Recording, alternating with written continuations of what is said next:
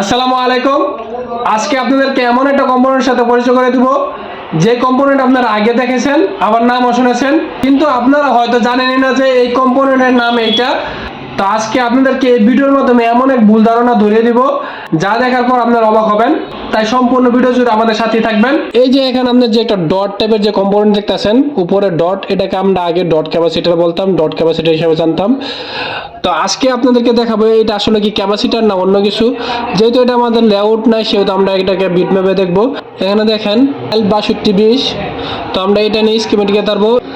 L6220 তার মানে হচ্ছে এটা একটা কয়েল। তো এরকমই আরো কম্পোনেন্টকে আপনাদের সাথে আজকে পরিচয় করে দিব। এখানে আপনারা আরেকটা কম্পোনেন্ট দেখেন যেটা রং কিনা নীল। এখানে আপনারা আবার আরেকটা কম্পোনেন্ট দেখেন যেটা কিনা অর্ধেক কালো অর্ধেক সাদা। এখানে একটা কম্পোনেন্ট দেখেন যেটা কিনা অর্ধেক অ্যাশ কালার এবং অর্ধেক সাদা। তো এই কম্পোনেন্ট গুলো আসলে কি, এই একটা আর এই একটা, এই দুটো আমরা কম্পোনেন্ট দেখবো। আমরা হচ্ছে লেআউটে চলে যাই।